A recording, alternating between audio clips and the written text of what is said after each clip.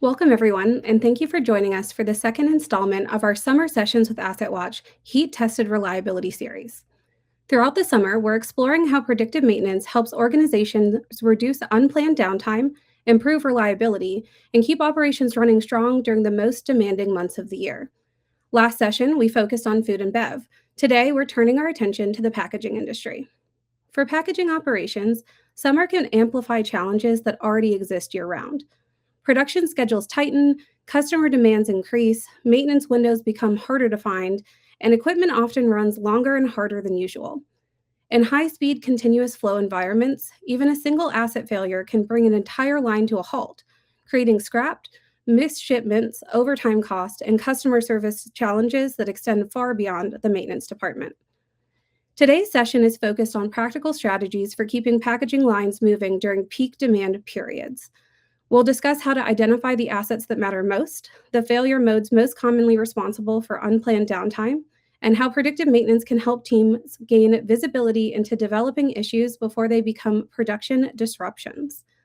First, let's get into our speakers. We'll hear directly from Green Bay Packaging and explore real-world examples of how reliability initiatives and condition monitoring are helping their team move from reactive maintenance towards a more proactive approach. Joining us today are two experts with firsthand experience helping packaging operations improve reliability. First, we're joined by Steve Gearden, Senior Condition Monitoring Engineer at AssetWatch. Steve works closely with manufacturing facilities across North America to identify developing equipment issues and help maintenance teams translate condition monitoring data into meaningful actions. We're also pleased to welcome Dan Kropp, Eastern Regional Corporate Engineer at Green Bay Packaging. Dan has extensive experience supporting maintenance and reliability programs across high-volume packaging operations and brings valuable insights into these challenges and opportunities facing maintenance teams in today's packaging environment. Together, they'll share practical lessons from the field, discuss common reliability challenges specific to packaging operations, and provide guidance on how organizations can start small, demonstrate value quickly, and build long-term reliability success. Our goal today is to leave you with actionable ideas you can apply within your facility, whether you're just beginning or you're looking to strengthen an existing program. With that, let's get started. Thanks, Auburn. Thanks for the wonderful intro. Thanks for joining us today, Dan. We really appreciate it. This is our summer session on the packaging industry. It's going to be hot this summer. It's hot in a packaging plant all the time, but in the summer it's really cranked up. So we're going to talk about some of the summer challenges. What's at stake this packaging season this summer? Demand is going to be high, I'm sure. We're going to talk about Green Bay Packaging's real world experience, some of the summer failures and some of the early saves they've had, the assets that matter most in a packaging plant, the converting assets, the assets on the corrugator, and the faults that cause the most downtime. We're going to talk about predictive maintenance, how it actually looks on the plant floor. Do you get the time to do it? Do you get the time to do the PMs, all those things that you need to get done? And then how to start a 30-day practical pilot framework. And then we'll have a little bit of time at the end. We'll get into some Q&A. So that's kind of what we're going to shoot for today. Dan is a part of Green Bay Packaging, which is a box plant or a corrugating company. They're an integrated supplier of corrugated carton and coated label products, all the good stuff that we need to ship food and other goods around the country. They operate about 40 locations nationwide, and they sustainably manage 450,000 acres of timberland to achieve a high standard of environmental stewardship. So they're giving back, they're planting trees and doing all those good things to help the environment as well. So a great company all around for sure. Moving on here, the next slide. So this is kind of understanding the approach, what we're looking to do. So a lot of companies are in the reactive mode of maintenance, if you will, and we're trying to get away from that as much as we can. A lot of people live here, though. This is the world that we live in as folks in maintenance and reliability. So we're kind of waiting for things to fail, standing by and hoping for the best. Hope is not a strategy. emergency repair, a lot of unplanned cost and labor, downstream damage, scrap, customer risks, all those things. Then we got the preventative area where things are being fixed regardless of condition. You're replacing couplings, possibly you're changing oil out when it doesn't need to be changed, but it's just a time-based thing.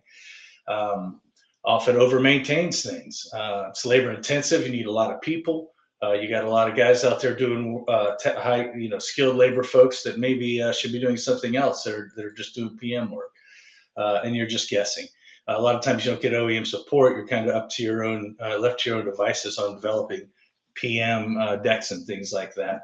And then predictive, that's when you're getting into some vibration analysis. You're monitoring your assets. You're looking at the health of those assets from a different angle.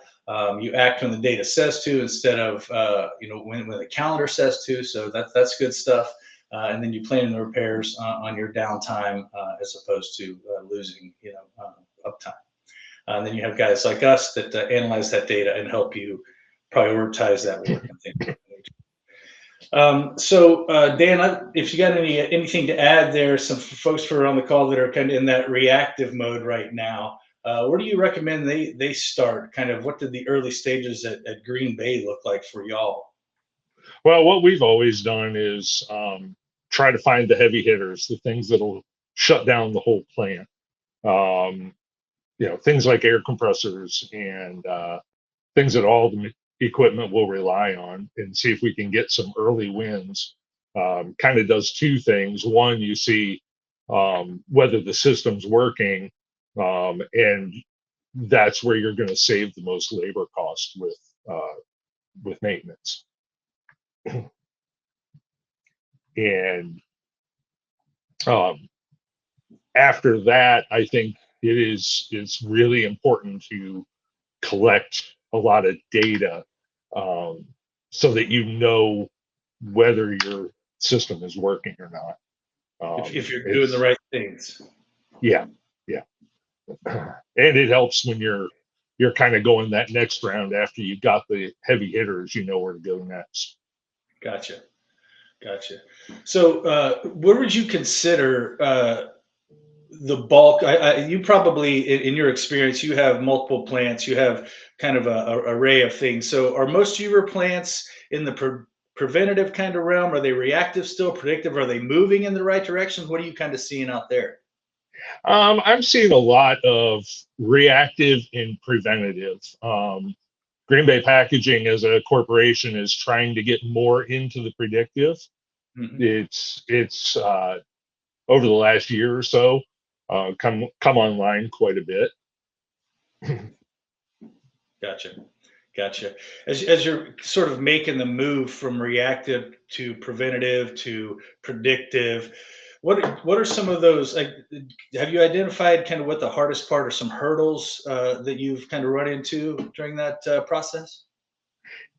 Actually, besides just maintenance time, I think a lot of it is a culture shift to actually get people to see the benefit of it and get those early wins so that you can start to change people's expectation. I agree. The early wins are big. We have to build confidence right off the bat, and otherwise it's hard to get people to buy into fixing things that aren't broken. So when they go out and look at a piece of equipment, they may not see or hear anything out of the ordinary, when in fact there is an underlying issue, and it's like that's certainly a cultural issue for sure.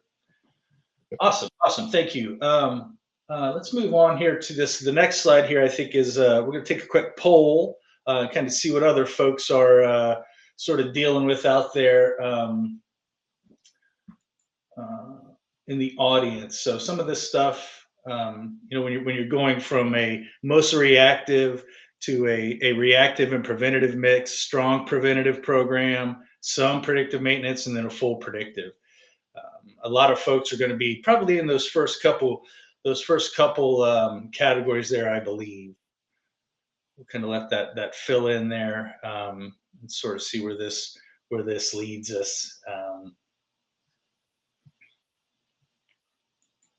Let's see here.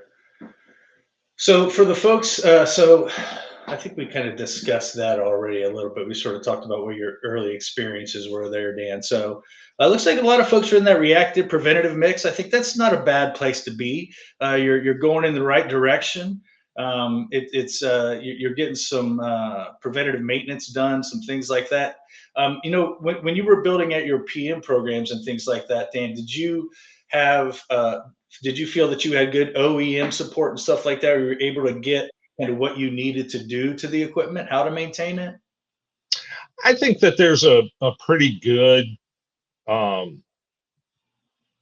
list of what PMs can be done on the equipment.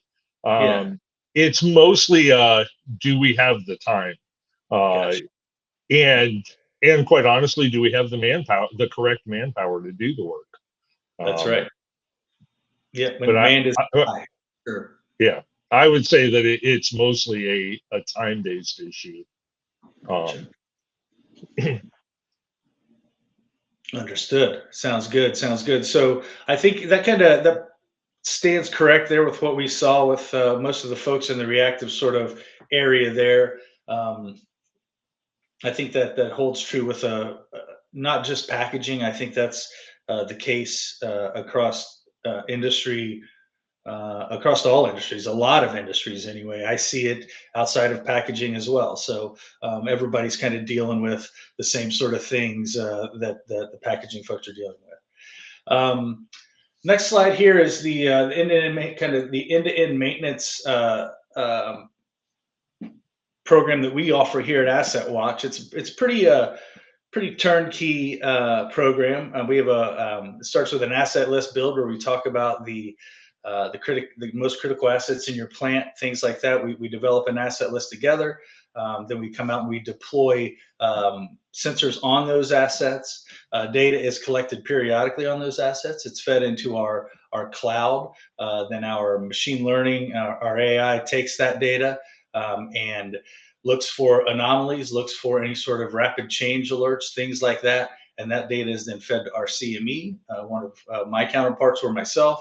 And then we provide insights back to the customer as to what needs to be done, what they need to go out and kind of look at, what needs to be troubleshot, things like that.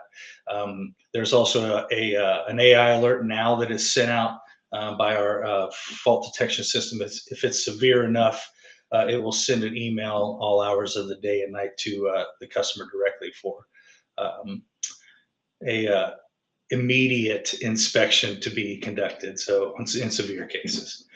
So that's kind of how it works for us. As AssetWatch, we have quite a few customers, a lot of packaging plants, and we look at a ton of data.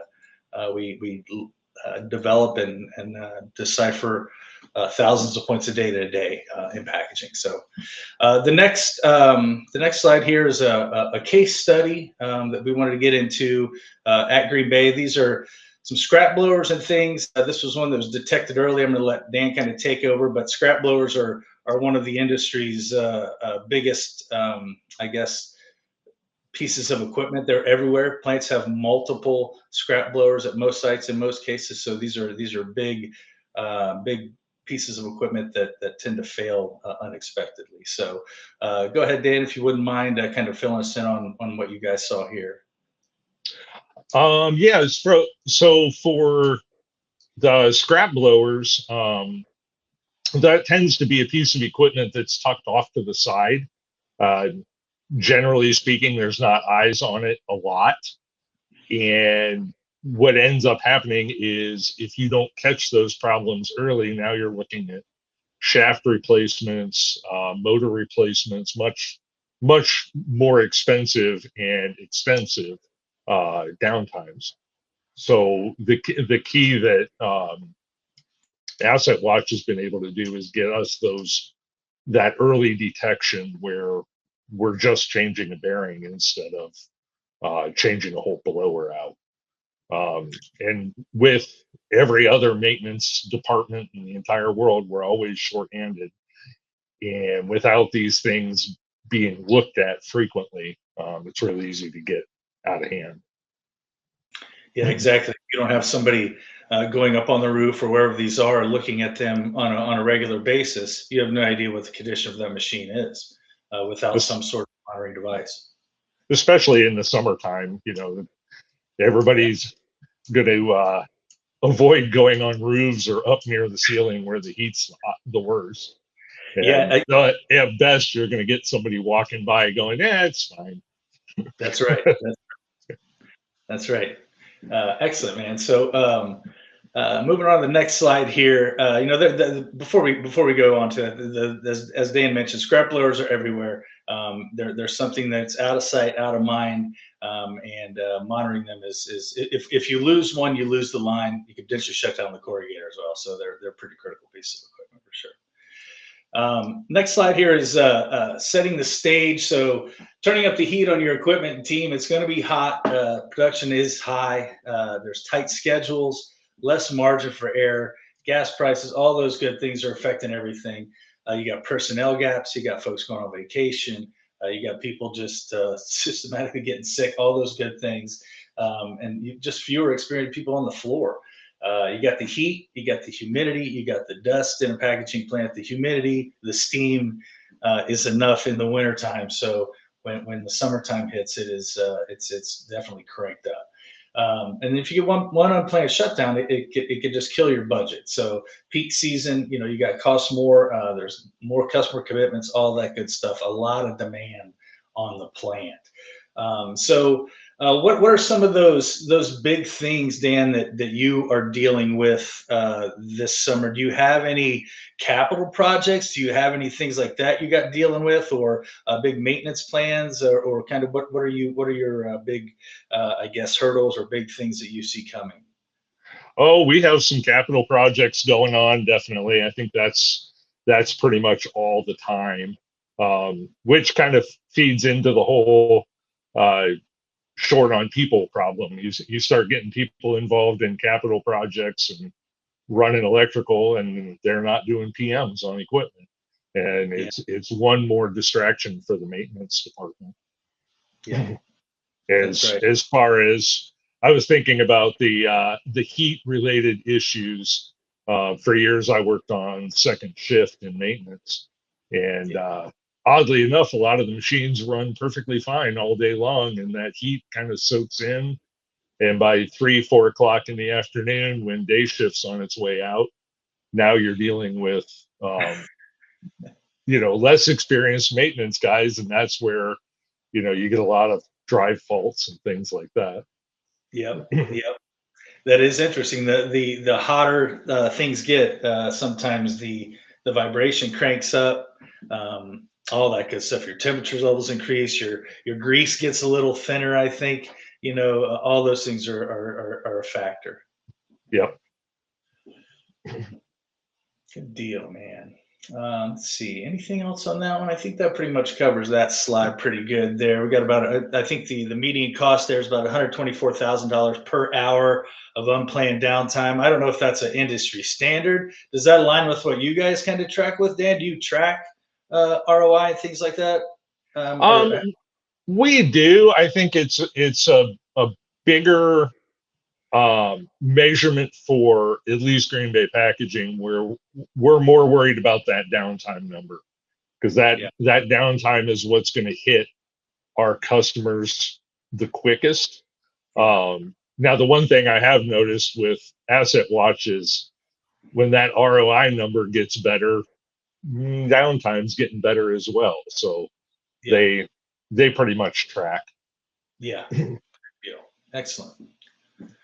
All right, so let's talk a little bit about the biggest maintenance challenge this summer. A little pulse check here, if you will. Some of the poll here is equipment runs harder than normal. Vacations, smaller crew, more unexpected failures, pressure to defer maintenance, and in pretty good shape. So in pretty good shape is decent. That's not bad, I suppose. In pretty good shape is a good place to be, I think, in a lot of cases. So, kind of see what we got here. And I think the heat though, man, it really, when you get around the corrugator, especially the steam, those things like that, the operators, they are really the front lines of what goes on there. Um, do you guys have operators that are trained to do PMs and things like that? Do you do any sort of operator care kind of stuff? That actually touches on some of what Green Bay is working on right now, is improving the PM program and involving everybody in the PM process. The more eyes you get on a piece of equipment, I think the better off you are. Yeah, It's very easy to fall into the habit of, you check these 5 things and check the PM's complete, and you're on your way to the yeah, next thing. yep, yep. I think that kind of is a little bit correlates to what we're seeing here with equipment runs harder than normal. So the biggest challenge this summer is just that equipment. You got to keep it running. Maintaining it is important though. So having, if you can incorporate some sort of operator PM plan and get those guys on the front lines engaged a little bit, I think it may, alleviate some of that equipment runs harder than normal and gets, be able to maintain that stuff as well. All right, good deal. Let's move on here to the next one here. So this talks a little bit about the packaging plants, how they run continuous. It's similar to a paper machine, similar to any other really continuous running operation, except for there are splices, there are other things going on as well, and that needs to kind of, you have to keep the machine running. So those are all important. Every asset is critical. Um, what do you think makes the maintenance, or what do you think makes the packaging plant environment unique, Dan? Or how long have you been in packaging for your whole career, or were you in some other industries before that? Oh no, I've been in a lot of different industries. I've Okay, been in packaging about 10 years now. okay, So so you have a little bit of something to compare it to. So what do you think some of those, I guess, unique kind of challenges are? a lot of it is just how frequently um, you know, each line has to set up a machine. Yeah, It's a very um, dynamic situation from day to day.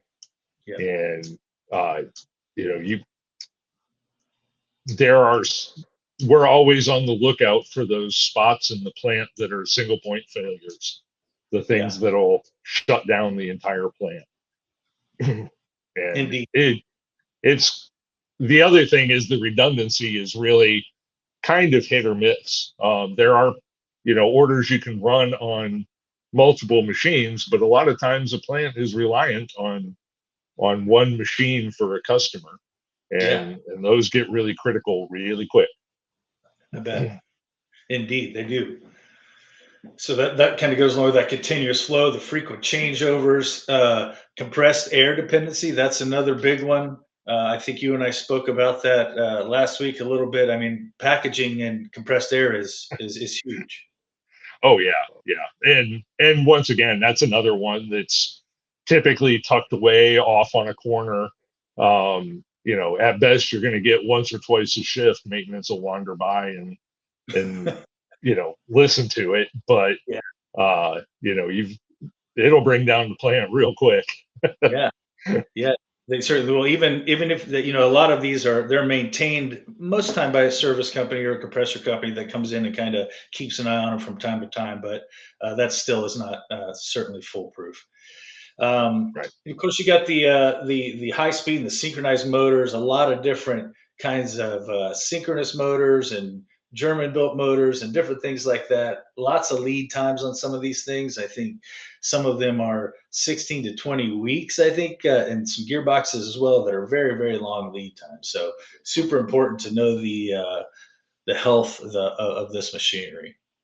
Yeah, the earlier you can figure out that something is not healthy, the better off you are. If nothing else, you can plan ahead. It's with any customer service, if you warn somebody that things may be delayed, is a lot Yeah. better than whoops, you missed the delivery. Exactly. Awesome. Awesome. This next slide here, get into kind of talking about the critical assets here before failure, before the failure introduces them to you. Know what's going to shut you down. Know what some of those big ticket items are. Packaging. This applies, to a lot of other industries. Well, compressors are everywhere. Everybody has them. They make a lot of air, and they draw a lot of energy. Packaging. We have balers and hoggers.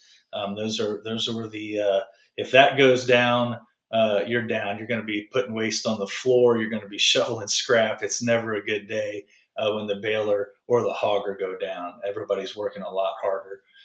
Big gearboxes. You got the double backer gearboxes. If you have an e-vol, you got a huge main drive gearbox up underneath your e-vol that's several $100,000, I believe.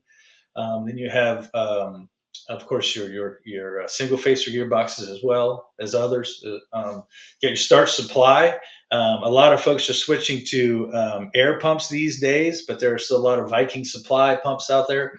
A lot of Viking pumps out there. Mixers, these things, the starts lines are just infamous for getting clogged up. So we see them all the time.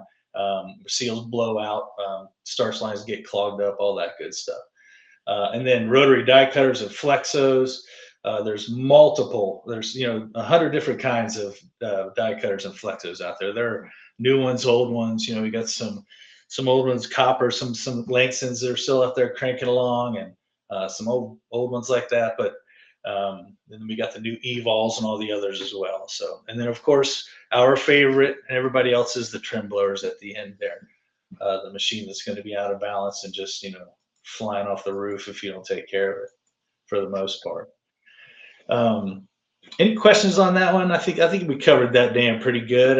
Anything to add to that about critical assets? Just kind of knowing how to identify those in the plant. I mean, what would you consider to be, I guess, your most critical asset in a box plant? Well, I would say, compressors. The other thing you don't have listed here is the steam system. Knowing the health of your boilers is critical, and the single facers on the corrugator. Yeah. With a lot of times you'll have long lead times on that type of equipment. Oh yeah, yeah, I agree. Right, good deal. Next slide here. So I think, did I miss one? No, I'm good. So this kind of talks about the failure modes, the most unplanned downtime in packaging. What's going to cause, I guess, the most faults or the most failures. And this data was kind of taken from data that we compiled at AssetWatch. So the number one thing here is looseness. That kind of encompasses rotating looseness, structural looseness. So you can see it's kind of blown up because it's a couple different things, but it's looseness all around. Anything that's loose, that's where it shows up. A lot of belt and chain drive faults. There's chain drives all over the back of converting assets. Not too many on the corrugator, but there are still a lot of belt drives on the corrugator, things like that. Some chains. A lot of high temp issues. We see faults with cooling fans all the time, where cooling fans have tripped offline, or have cooling fans have failed, or even motors have gotten clogged up, things like that. So high temp is another big one. Imbalance.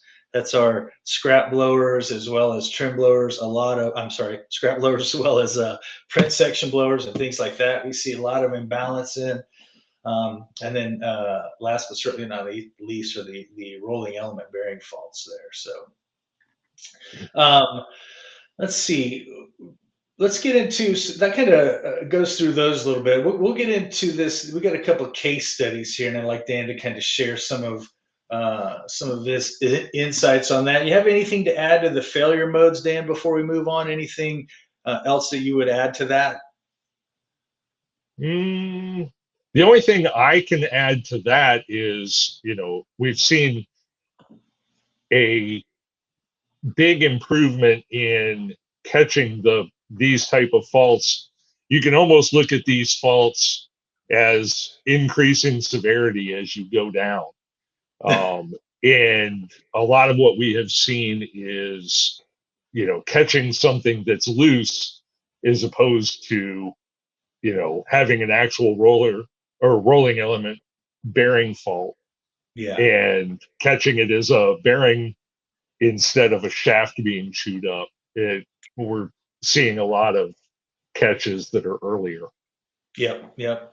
That's the goal, I think, is to get those identified so you can plan them and they don't cause all that collateral damage that you really don't think of when something fails. We'll just replace the bearings. Well, that's not always the case. You're replacing shafts and everything else, which then it's a nightmare.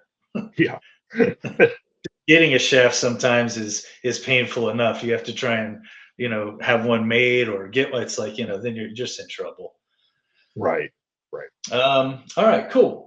Moving on here. So this first one, we'll kind of let Dan take over. This is in Fremont, Ohio, on their #1 scrapper. There was a fault that was identified by one of our CMEs that led to some repairs. Yeah. So this fault was on a scrap blower that's sitting up on a platform about 20 feet in the air. It's in the far corner of the building. Typically, unless somebody happens to be walking by it and hear it squealing, nobody is going to pay any attention to it. And we have in the past had those get bad enough where we have shut down a line or caused a lot more cost for repairs. So this was one that we were able to catch early, and it was a simple grease and tighten the belts, and we're on our way. Odd note on this one, because that is sitting on a platform 20 feet in the air, there's actually 4 blowers there. And when we first put AssetWatch on there, it took a couple of days to sort out which blower was doing what to the sensor. But I was actually very impressed with how quick that whole thing got sorted out. And when it's 20 feet in the air and you've got 4 of those things spinning full speed, it's actually fairly impressive that you guys can weed all that out and get us to the right blower that's causing the problem. Yeah, all 4 of them. I'm sure that thing was just harmonics everywhere and just making all kind of noise. Oh yeah. But this is kind of one of the failures we see a lot of. And with currently Fremont has a tie-in with our CMMS system, so AssetWatch can open work orders directly, and that has been a game changer for communication, because it used to take a couple of days even until somebody logged into AssetWatch and found, this fault and got maintenance to go over there and take a look at it. Now, with the 2 systems being integrated, even if it's second or third shift, they see this pop up and they can go take care of it right away. Yeah, that's an excellent point. It really streamlines that communication for sure. I like it. I have a number of customers that use it, and it really does. It's immediate, as you mentioned. Awesome, man. Thank you for that. The next one here is the glue roll, the drive side glue roll bearing at Fremont. Kind of a cool one that was found. Yeah, this one was kind of interesting. We originally put sensors on this. Those bearings are notorious for getting starch in them.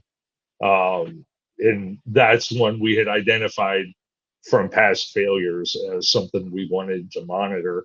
It ended up being what you guys caught was a limit switch went bad, and the glue roll was getting too close to the corrugating rolls.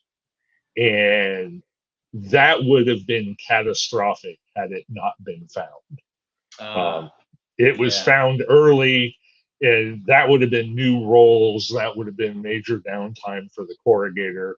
That one really would have been catastrophic. And it kind of goes to show that even when you put a sensor on for one particular thing, you're never really quite sure what you're going to catch early. That's right. That's right. In cases like this too, if you're not monitoring this continuously, you probably wouldn't catch that if you were just doing a walk around data collection. In a lot of cases, I did that for a long, long time, and we see so much more now that kind of gets by the handheld data collection. So in this one, that glue roll would have came in contact eventually with the corrugating roll, and once that happens, it's trouble. Yeah, that's these one-off problems. We would have never found that without AssetWatch's help until things seriously broke. Until it started rubbing and an unimaginable amount of noise. Yeah. Awesome, man. Good. Thank you for that. Anything else there before we move on, Dan? Anything else you want to add? No, I think we about covered that. Okay, good deal. So this next slide kind of talks about criticality. We touched on this a little bit earlier. You don't want to start where the failure hurts the most, not where it's easiest. So you want to identify those critical assets first. Those are your big ticket items, the ones that are going to really shut you down, the ones that are going to take time to get, the ones that are going to just that are expensive. Then you want the score on 2 axes means the consequence of failure and the likelihood of failure. So that's just sort of a way to get those 2-tier assets. I guess put a number to them and prioritize them. And then lastly is the third step is to just implement a time-based approach on those assets. So when you guys were doing this, did you walk through did you have a formal criticality assessment, Dan, or anything like that? Or did you have sort of a list of things that you stood by when you went through your decision making? I think it's been a mix. I think almost every box plant at some point is relying on some of that tribal knowledge. It's not all captured, but as we were talking about earlier, there's some that are just going to stand out everywhere that we go to. So we can kind of cover those pretty confidently. But yeah, you're still counting on a lot of tribal knowledge for that first pass. Yeah, I agree. I think a lot of plants are going to have similar assets, but then you get away from that, and that's where it gets a little bit muddy sometimes. Right. It has helped in some cases where we have an older piece of equipment that's either due to be repaired or we're going to run it as long as we can to get some AssetWatch monitoring on that, just so we know where the machine's at. Yeah, as well. Awesome. Okay, we'll get on to this next one here. This kind of talks about ROI a little bit and the math behind it. So this is the cost per hour of downtime on your critical line, emergency versus planned repair. How much does it to cost to when you're struggling to put that thing together in the middle of the night? Scrap cost when a high-speed line stops mid-run. Where's all that scrap going? You got your labor, overtime, expedited freight. All those things added in there, the long lead times, and then customer commitment risk if you miss those orders that weren't filled. So those are all things that kind of should be considered. So Dan, when you kind of wanted to start this program, how did you sort of bring those numbers to your leadership team? Was there any discussion around that when you guys decided you kind of wanted to go this route?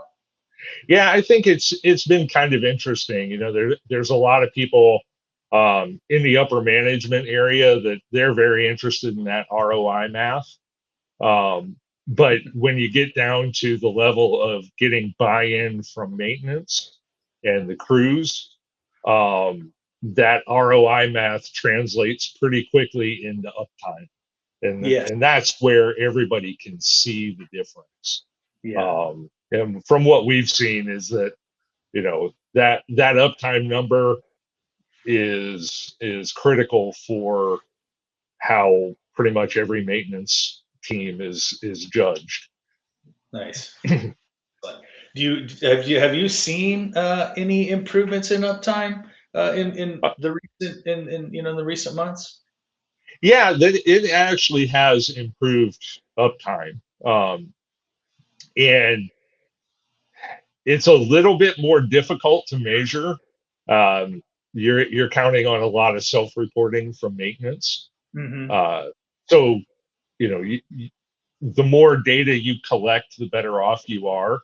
Yeah. And when you start going from kind of a tier one where you're just getting into this to where you're either going to make the decision to go on or expand the program, you need as much data as you can get on downtimes and what level of repairs are actually needed.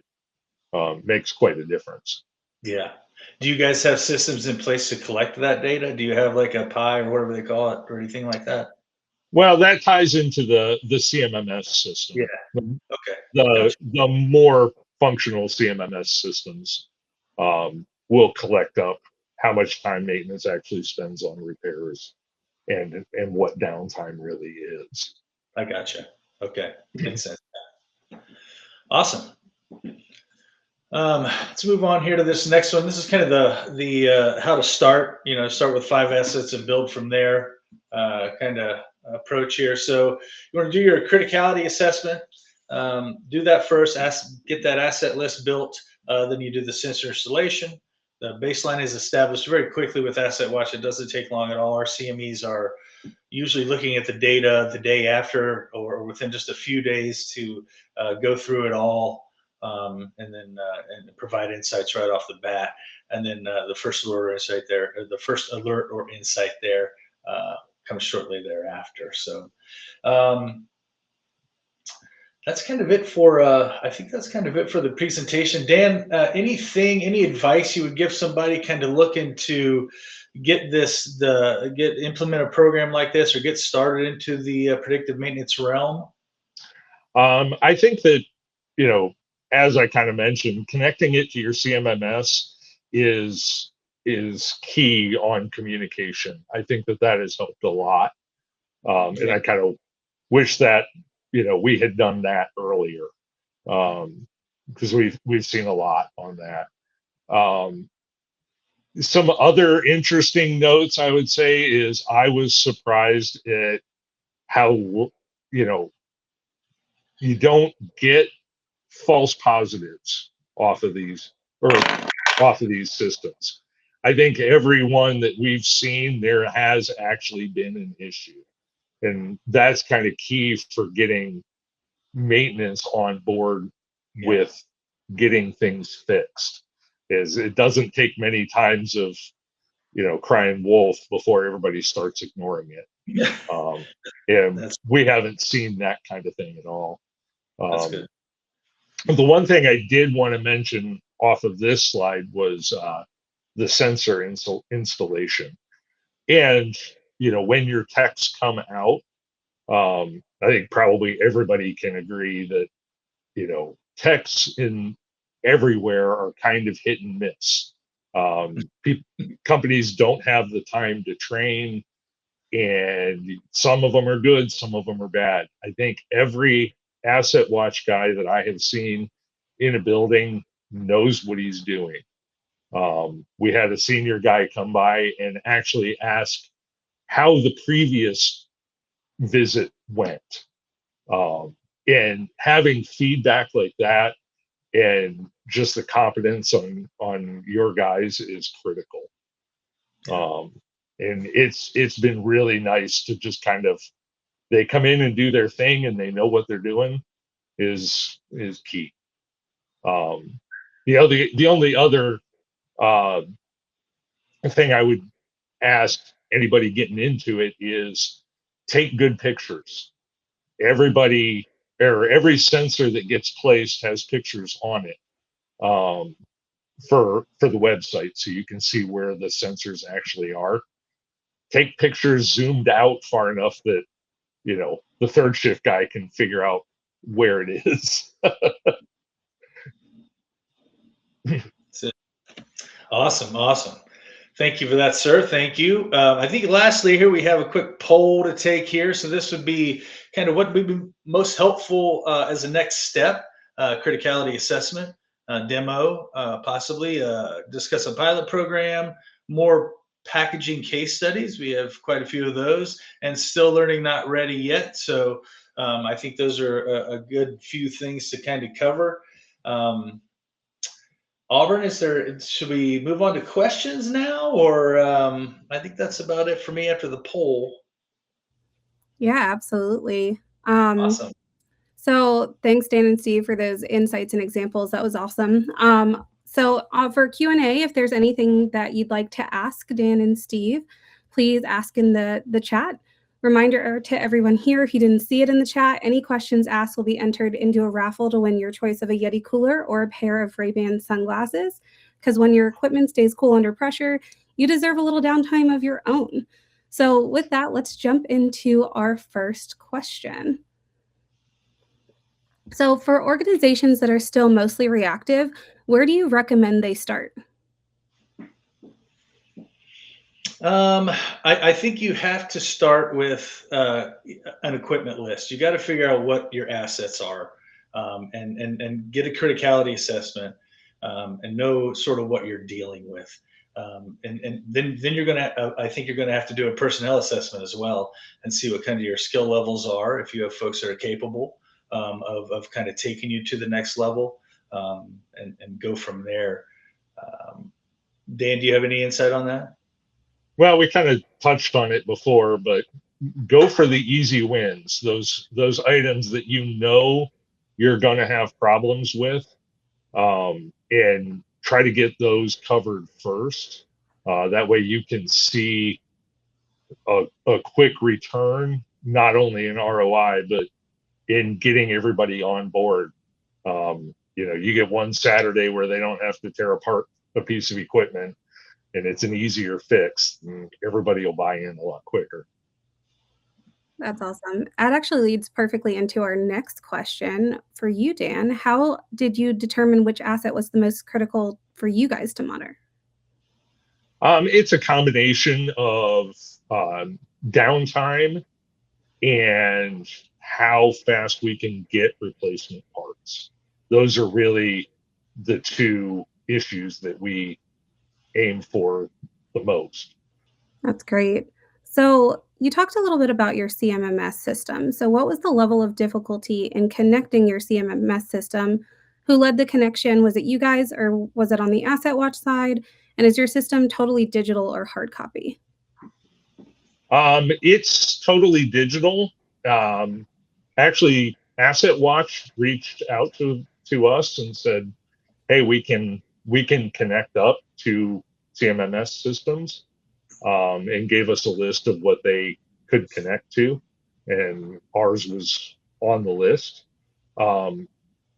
The real nice thing is not only do off shift maintenance see it immediately, AssetWatch sees when that work order is closed. So any comments that the technicians put in, AssetWatch knows immediately that the issue was resolved, or it's going to be looked into more, or whatever the case may be. That's great. So how long did it take for you to move from reactive to a more proactive program? From completely reactive, I would say you can get all the pieces set up in 3 months-ish. To actually get the transition done, I think that it's probably more like a 6-month process. The biggest thing you're going to run into is a short-term conflicting priorities. To get ahead of the game, you have to get those PMs done, but you can't get the PMs done if the machines are down. So you need a real focused team to keep their eye on the ball. Yeah, completely agreed. And perfect intro into our next question. Can you talk a little bit about how you did get a lot of buy-in for a program like this? I think that the ROI and AssetWatch helped a lot with similar types of installations. So they were able to come in and give us the base level of what to expect on ROI. And, from there, it's fairly common for the plants to do the trial, see some benefits, and move on from there. It's not, it's been a phased approach on almost every plant that I've seen. Yeah. Steve, is that what you're seeing as well? Yeah, absolutely. I think you have to you kind of have to use the phased approach. Of course, you have to build some trust. You have to build some rapport. All those good things, I think, add up to a successful program. But knowing what equipment to deploy on and kind of knowing what problem you're trying to solve is also very important. That's great. And let's talk about metrics. So, Dan, do you have targets for things like mean time to resolution, mean time between failure? What are you guys seeing as, metrics for success?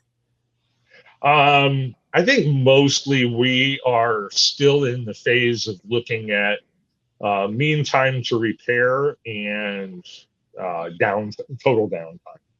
Those are our two main metrics on that. That's great. And Steve, what about you as well? Like what are you seeing as successful in the plants that you monitor? I think a lot of it is most of my plants are just looking at just uptime. They're just strictly monitoring that. So they're not doing too much MTTR or things like that. Mostly just focusing on downtime, reduced downtime. Yeah. They Is that may be monitoring this. I do have some customers that sort of monitor this internally, but it's not something that I'm necessarily privy to in a lot of cases. But they do monitor it. They're watching it. Dan, would that be your number one? Yeah, that definitely the downtime is the most important. Although I have seen, on both ends of the spectrum, the mean time to repair becomes relevant. If you're in a completely reactive environment and you're trying to get ahead of the game, that mean time to repair can really make a big difference. Yeah. And that kind of goes towards the, catching a failure when it's grease a bearing and tighten a belt versus changing a shaft. Yeah. Very, very different. Yeah. What is the biggest risk to your reliability program, especially during hot summer months? I would say it's personnel mostly. Can we keep the talent that we have? Can we keep it, and can we continue to develop new talent? It's every maintenance department has got the same issues with keeping those talented individuals in the plant. Yeah, absolutely. Steve, are you seeing the same?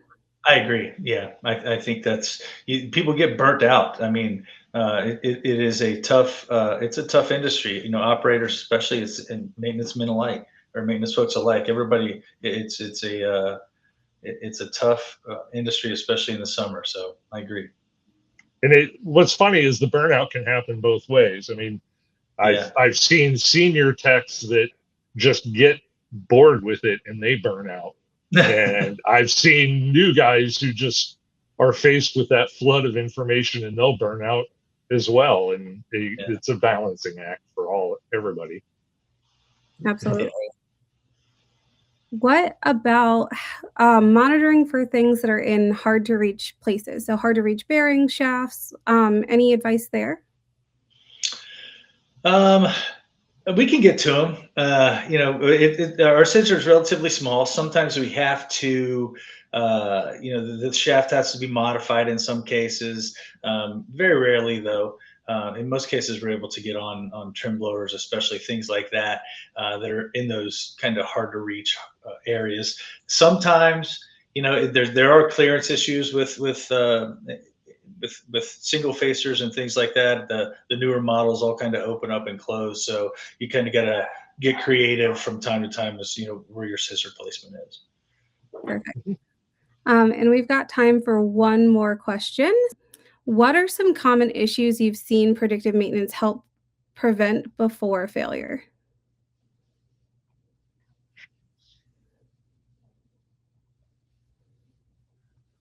I think that just goes back to the severity of problems. I'm seeing a lot less damage to equipment due to a failure. So it's not just time; it's the shaft that gets chewed up, and you get anything spinning around, and it's going to beat up the outside casing and side frames wallowed out and things like that. It's really the collateral damage of a failure is really cut back. Yeah.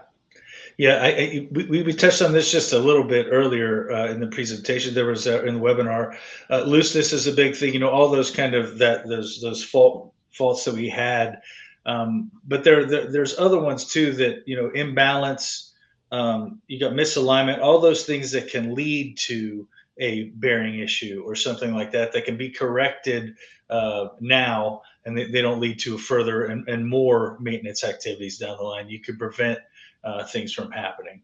A lot of heat issues as well. So those are some of the other big ones. Heat, when that heat starts to rise, if you lose a cooling fan or something like that, our sensors know immediately that heat is increasing, and we can get that thing back online. So those are some of those ones that you don't really think of too much, but they're out there. No, that's great insight. And if anybody asked a question that didn't get answered, we'll reach out directly. But thank you to everybody for joining us today. And a huge thank you to Steve and Dan for sharing their expertise, experience, and real world insights into the packaging industry. I hope that today's discussion provided some practical ideas for improving your reliability programs in high speed packaging environments. One of the key takeaways from today's conversation is that successful reliability programs don't have to start with hundreds of assets or a major transformation effort. The most effective programs often begin with clear understanding of critical assets, a focused approach to monitoring risk, and a commitment to making maintenance decisions based on equipment condition rather than the assumptions. If you'd like to learn more about how AssetWatch can support your maintenance and reliability goals, visit us anytime at assetwatch.com. We'd be happy to discuss your facility's specific challenges and help you identify opportunities to improve uptime and reduce risk. And don't forget, our Summer Sessions with AssetWatch heat-tested reliability series continues through the summer. In upcoming sessions, we'll explore chemicals, metals, and mining industries through examples from the field. Thanks, everybody, again for spending part of your day with us. Stay fast, stay running, and stay reliable.